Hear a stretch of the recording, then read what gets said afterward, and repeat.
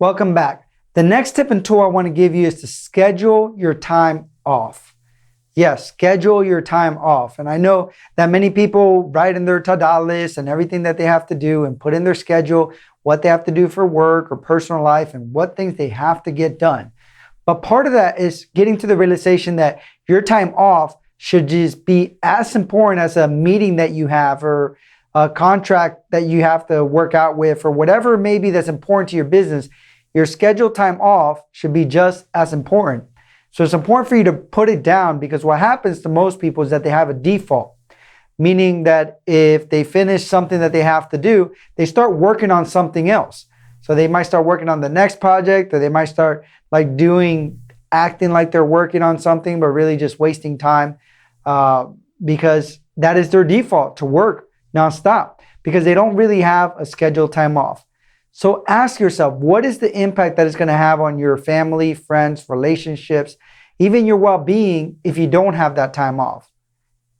And if you really think about it and if you really process it and you understand the impact of it, because that's one of the first steps, is to understand why you have to have that time off.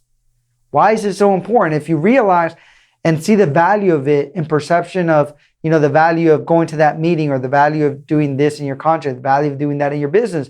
And if you put that in the same plateau, saying this is just as important as this because my time off is going to help me and my well-being and help my relationships, then you're going to write it down and see the importance of it, and you're going to follow through with it. Again, having time off is just as important, because you have to remember, you have to have work time and you have to have play time, hopefully every day. And the other fact is that there's a reason why we have 40-hour work weeks. Not that you have to work 40 hours, because honestly, we don't work 40 hours. We work much less than 40 hours. When we first launched our business, we worked, 40 hours, sometimes a little bit more, but then we would take that time off as well. But even now, our main focus is balance. And the reason that they have 40-hour work weeks is because a lot of research is showing that that's kind of the sweet spot to push back unnecessary and keep at bay unnecessary stress and overwhelm when it comes to your work. So again, it's creating that new default when it comes to your work environment and when it comes to your play environment. So what are you going to put in that time off? You have to put what you want to do in that time off. Because if you just write time off, what's going to happen is I have some time off, but I do have to work on this and I have to work on that. So you might jump into that default. So write down as part of your schedule what kind of things you want to get done. So do you want social nights? Maybe once a week you want to have a social night where you get together with friends.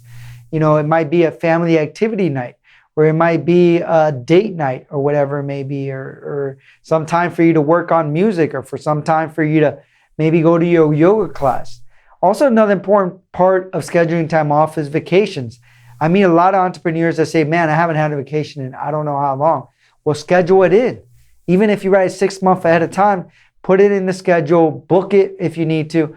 Why? Because if you keep putting it off, you're never going to go on that vacation. You're never going to take that break, because there's always going to need something that requires your attention.